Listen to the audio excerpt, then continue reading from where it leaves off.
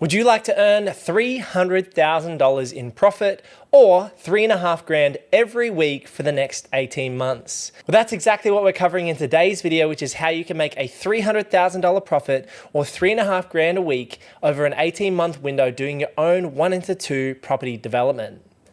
So what's the mission? Well, the mission in this case is we're going to develop 1-2 properties. So we're going to buy a pre-existing bit of real estate in an established suburb.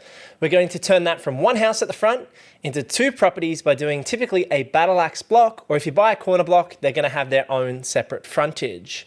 We're going to then sell the front home, keep the back home, and repeat this process every single year, chunking up 200, 300, 400 grand every year, development after development. And if you did this 5 years in a row, you could make $1.5 million and keep recycling your capital. So that is the mission, that is the plan, and I'm going to break down and show you real examples and run you through real numbers on exactly how you can do this yourself or work with us at the team at Purpose Property to get some help.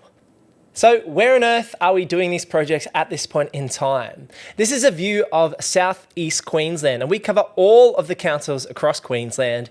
But in particular, these projects are largely focused at the moment in Ipswich and Logan. There's certainly opportunities in Moreton Bay, Redlands and the Gold Coast, and Brisbane is probably a little bit too expensive for most people to do a project like this. But largely Ipswich and Logan City are the most pro-development councils at this point in time. They have the big blocks, which are in established suburbs, which have been built up 20, 30, 40, 50 years plus. And they also have the right price points. Buying in Ipswich along the train lines, buying in Logan City along the motorways are probably the best locations in terms of price, value, infrastructure, and block sizes to get these opportunities so that you can make these chunk profits. So first of all, let's talk about the property purchase itself. How to buy the right dual occupancy site. You want to make sure you buy the right site because that's going to determine whether you can actually complete this development or not. So here's some things that we are looking for on our development site. First off, we're looking at overlays. So you want to make sure that the site does or doesn't have any significant overlays. Some examples would be flood, slope, mining overlays, noise and arterial roads. There's lots of overlays to consider when you're buying a site. Now, these aren't necessarily deal breakers, but they can add extra cost. For example, a slope on a block or mining overlays, you might need to get certain reports to then go and build on your site. We then want to look at established housing markets. So we want to buy and build where the owner-occupiers want to live. So we're not doing this in Ripley, in Brisbane, or in Caboolture, in Moreton Bay, or in Yarrabilba, in Logan. We're avoiding the new housing supply suburbs. We want to buy in the established suburbs, in Ipswich along the train line, in Moreton Bay along the train line, and in Logan along the motorways. So we want to buy where owner-occupiers are currently living, and essentially we're doing an infill development project. So that's the plan here. We then want reasonable side access. If it's not a corner block, the minimum would be 3 meters, but you're looking for 3, 4, 5 meters plus side access. If it's a battle axe block, or if it's a corner block, then you've obviously got lots of frontage and lots of access to the space that you want to develop. So corner blocks are preferred, but side access, if you're doing a battle axe, is 3 meters plus. We're then looking at 650 square meter plus blocks. Now for me, I like looking at 800 square meter plus blocks because stratering the sites is easier to put bigger dwellings on and put carports and have more space and make it more usable and more functional for all the parties down the track. So you can do them as small as 600, 650, even smaller, but I personally tend to recommend a 650 square meter plus block at a minimum. We've then also got sloped versus flat blocks. Ideally, if you're on a slope, you want it facing towards the street, not down a hill. Ideally flat blocks as well. One of the big costs in developments is retaining. Now, yes, I have done retaining on most of my projects. I'm getting a project handed over next week on one of my sites, and I did do retaining on that block. The interesting thing with that is that costs an extra $25,000, $30,000, and that was essentially very little slope. So imagine if you've got massive amounts of slope, it could cost you $40,000, $50,000, $60,000. Sometimes it doesn't, break a feasibility doing retaining, but you need to run your numbers on slope versus flat blocks. Flat blocks are going to be cheaper, might cost you $20K to retain. There's typically some retaining anyway, even if it's, knee height. Or if you've got a block with meters of retaining, that could be $60,000. So that $40K difference does add up. And finally, we want to think about resale values and buyer depth. So when we're buying the property itself, maybe we don't do the development. things change. Maybe you buy the site, you go to do it and you can't get the funding, or maybe you buy the site and you buy another property elsewhere for yourself. And so that does happen, plans change. And so you want to buy a site regardless of all those other things that has good inherent resale value, and there is buyer depth there in the future. You're not buying a lemon or a main road or on the motorway. So you want to make all the usual decisions when it comes to making a property purchase choice. So here's an example of a deal that I bought about 6 months ago, 8 months ago, and I just got my approvals to build a 4-bedroom, 2-bathroom home on the rear of this block on a 120 square meter floor plan. So this is going to be strata titled. There are 4 car spaces here. We've added another carport here. You can see that there's drivable side access on the right-hand side, and I'm building a 4-bedroom, 2-bathroom home. We're having to push back the retaining right to the fence line. We're taking down the current retaining wall here and cutting back the tree in the backyard. And so this is a great example of a site that sits on a good sized block with that access that makes sense as far as a deal goes. So this is a real opportunity, and I did just get my approvals from my builder and town planners on this site, and we are literally breaking ground, cutting back the trees, setting up the site ready for a cut and fill and retaining in the next 2 weeks. So really exciting opportunity. And to give you some more specs, it is a 3-bedroom, 1-bathroom home on over 1,000 square meter block, and that is the original 3-bedroom, 1-bathroom home. We put in a small fence along here, so a waist-high fence, and we've fenced off the back here to separate the 2 properties. So they'll end up with about 450, 500 square meters each in terms of usable space in the future. So let me talk you through the reasons why I bought this place and why it stood out to me. So good size block, 1,000 square meters, that just makes the development easier. I can do a bigger dwelling. You can do up to 150 square meters in Ipswich, which is where this property is located in Red Bank Plains. And so that means I'm doing 120 square meter dwelling in this example because I've already got a big garage. I don't need to do an internal garage. Typically you do 150 square meter dwelling if you can, and build in the garage if you haven't got an option like this. Or on some of the other sites, I've done a 3-bedroom, 2-bathroom home and then a double carport instead. So there's always options, but that just gives you a view of the block and what you can build on it. Flat block in this case, so there's less retaining costs. We are pushing this retaining wall back, and the builder wants it gone for access, so we are doing that next week. The buy price was sub 900K. So I bought this site about 8 months ago for $800,000, and I've put 50K in renovating the front home, which is added value. But I wanted to price it at around 900K in terms of market value today. I put 50K into it. It's probably gone up a little bit as well. So let's say that its current worth is around $900,000. I believe the latest bank value I got was about 910. So that works in terms of the numbers, and that's what I want to show you some numbers soon in terms of this video. Now let's show you the build. So what did we assess? Now we've bought the site, I've bought the site. What did I assess when I looked at the build? And this is just an example floor plan of a 4-bedroom, 2-bathroom home. This is not my floor plan, but I just wanted to show you what you could build. You can imagine this on this block lengthways and how it would roughly fit. So when I assessed the site, I looked at the cost. So all in, including the building, the carports, the driveways, the maintenance, the renovations, the plans, the approvals, the building, everything. It's $400,000 all in with buffer in place. Now the build is roughly $300,000 just for the base cost of the build. The renovation on the front home was 50K. And then when you add in retaining, town planning, other costs, maintenance, time, interest, handovers, there's an extra 50K. And there are buffers built into that. My actual build contract is $275, the raw price on the build contract. So there is decent headroom in that $400,000 all-in cost. And for clients, when you sign up into the buyer's agency, I can actually share with you all that information. I can actually show you my build contracts. I show clients my build contracts. Even for that site I showed you before, I actually show that to clients, the actual floor plans I've picked, the types of product I picked, as well as we can manage this entire process for you as a client. And we can even offer that externally on a project by project basis in terms of project consulting. So all in 400K.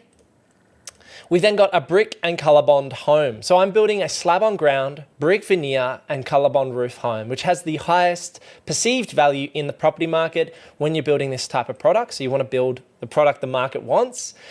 The projects typically take 12 to 18 months from initiation. That doesn't actually mean that the build takes 18 months, but by the time you buy the site, you get your plans, you go with the builder, you get your finance, you approve it, can take up to 18 months. So I like to estimate 18 months for myself and clients, but realistically, if you're moving and you've got everything lined up, your ducks in a row, you can do these in about 12 months, which is what I'm doing across my 3-4 projects. So this project will take about 12 months from today for final handover, keys, everything, and selling the front home, which I'll talk you through very soon.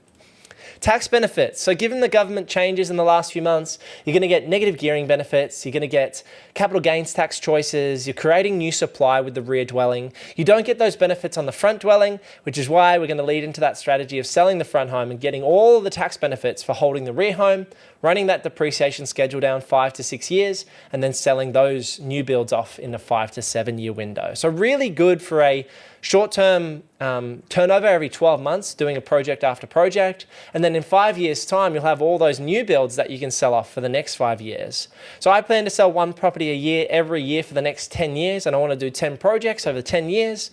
I'm going to get better at this, of course, but you can imagine the kind of scale if you've got the money, how many of these you could do if you've got the capital. So this is where the rubber hits the road. I'm going to break down the numbers for you in detail here to talk you through my thought process and how I've personally evaluated these numbers and how a lot of clients are doing this with us in the buyer's agency. So let's say you did buy this site for $900,000 and you didn't do a renovation on the front home. Now I bought this site for $800,000, put $50K in, and it's worth $900,000 now. But let's just say you bought this site off me for $900K. It's all hypothetical. There are lots of sites out there that you can buy that do meet these requirements, and they'd be roughly under that $1 million mark. Now, let's say the build is $400,000 with those buffers and contingencies all in place. So your total project is $1.3 million. Now, let's look at the end value. So you've got the front house, which is a 3-bedroom, 1-bath, 1-car home. And I've estimated that the sale price of the front home on a strata title would be $750,000. So it's lost $150K in value because you cut that off in terms of giving that land to a new home at the back. Now the rear house is a 4-bedroom, 2-bath, 2-car property in most cases, or in my case a 4-bed, 2-bath, 4-car property. But that's estimated worth is $850,000 in Ipswich and Red Bank Plains in this market. Again, trying to be more conservative with these numbers, because if this sells for $700 and this sells for $800, you make a $200K profit. It sells for a total value of 1.5. But I actually think that it's probably worth more than this. You just got to be very wary of running your feasibilities and running your numbers. That's where myself being a chartered accountant, and I actually used to work for a property developer before I started the buyer's agency 5 years ago. So I have a lot of background and history and information on the numbers. But this is where I've projected the total project value at $1.6 million. And as you can see, 1.3 for your all-in price and 1.6 for the end value. Now, this breaks down into the final numbers. So I would be buying this in a company structure, probably a developing company. And given the tax changes moving forward, companies are going to be the right way to set these things up anyway. So you can see here, you create $300,000 of equity or $225,000 of cash if you liquidated the project in a company structure. So that's the total value of 1.6. We then would sell the front home. And so you can sell those yourself. I've made lots of videos about how to sell your own property. And if you struggle to sell it yourself after 2 months, you could list it with a sales agent. But you save $30K doing that yourself. And that's exactly what I do. I've sold 10 houses at this point, enough houses that it's not really that hard. You just got to do all the legwork and you could sell it yourself. So you sell it for $750. That leaves the back build costing you $550K. So that means you get a 4-bedroom, 2-bathroom home for the cost of $550,000. And essentially you make that $300,000 in equity on that house. Now you could sell the back house if you were short on funds. It depends on how much cash you've got in this deal. Ideally, you're putting in 30% cash, 20% cash in a development. You don't want to be using a massive amount of debt. I'm using largely equity, so I'm doing 80%, 20%. I'd encourage most people not to go further than that. So if you don't have enough cash to do these projects, you need to build that cash up through doing smaller projects than this, or building up equity elsewhere through long-term investments. So the really cool thing about these projects is you can rinse and repeat. That means you can do 1 a year or 2 a year or 5 a year if you've got the money, and you can handle these in terms of capital outlay, in terms of mental load as well. So the target it would be one project every single year. Don't over leverage yourself. Make sure you run those numbers in detail, do your feasibilities, and have buffers. That $400,000 build cost has about $50,000 of buffers in it, in my numbers, as costs that I haven't accounted for. And I've been pretty detailed in how I've accounted for the $350K costs in doing the development of the 4-bed, 2-bath home. Now, I have been running a buyer's agency for 5 years, and so I do have experience in terms of having contacts for carports, concrete driveways, retaining, maintenance, landscaping, carpentry around the edges of the builder as well. So we've got every single, there's 5 or 6 extra trades in that on top of the builder to really get the product nice and schmick and finished. So just take that into account that I have been running a professional buyer's agency for 5 years. I've got a portfolio over 12.5 million. I've done multiple projects. I'm handing over a 3-bedroom, 2-bath home in the next week to myself, which is a granny flat, which has a 3-bedroom, 2-bathroom house and a double carport. And I'm going to walk you through that very soon on the YouTube channel. So make sure you subscribe for that. But the coolest thing about this is that in 85 weeks, you make a $300K profit, and that equates to $3.5 grand per week. Now, 85 weeks is over a year and a half. So it's closer to 2 years, honestly, 85 weeks. But the reason I wanted to use that number is just to lengthen the time horizon for people who might take longer to do these things or want more buffers in place. Now, if you did this in just a year, you'd be making a lot more money per week. So the really cool thing is, what do you go to work for every week? Do you make $2 grand a week, $1,500 a week, $1,000 a week? If you can get a project like this together and make $3.5 grand a week, and people will say, oh, you got to pay taxes on the profit. And I say, yeah, you got to pay taxes on the day job income you earn. So it's relative. And if you do this in a company structure, you get franked dividends and you can roll your capital. And so there's lots that you can structure here. But at $3.5 grand a week over just shy of 2 years, making that 300 grand profit, and this is based on today's dollars and no growth, that's really exciting to me. And so that's why I've got 3 of these projects lined up. I'm probably planning on doing another 5 to 8 if I have the capital to do so. A lot of property guys will say, don't do developments, don't do projects, but I think the markets have changed. The government has made massive changes, negative gearing, capital gains tax, super changes, trust changes. All of that leads me to needing to bring more value to the property market to create more wealth. And so I think that's good. I think investors need to move with the times, move with the tax changes. And so that's exactly what we're doing with clients in the buyer's agency. Now think about it this way. Say you buy one of these sites and it all becomes overwhelming and you don't want to execute. If you've bought an established location where owner-occupiers want to live and it has development upside anyway, then you're going to find it a lot easier to resell that property in 3, 5, or 7 years' time anyway. So I don't know why you'd buy a townhouse or an apartment. If you've got the money to buy one of these sites, look at doing the project. You could hand it over to myself and the team at Purpose Property, or find another contact to go and do it for you, and you could make hundreds of thousands of dollars in the process. Now, it is work. This doesn't come free. It doesn't come cheap. Me making a YouTube video with some nice slides might make it look easy. This is not easy, I'll be honest with you, but it is absolutely doable. It's just 100 or 1,000 steps broken down one step at a time. So I just wanted to encourage you that this is one of the best strategies that I see to overcome the government's tax changes, to move forward regardless of what happens in the Australian property markets. And we're doing this across Queensland and Victoria with our clients as a boots on the ground buyers agency. If you want to help buying in either Queensland or Victoria, or you want to discuss projects further with myself and the team, head over to purposeproperty.com.au to book in a free chat with myself. I'd love to sit down and have a chat with you and discuss your personal circumstances. Leave a comment down below. Do you think developments are a good opportunity for investors moving forward? Let me know, and click this video here because YouTube thinks this guy, is the video you need to watch next. So give that a click. I'll see you in the next one. Peace.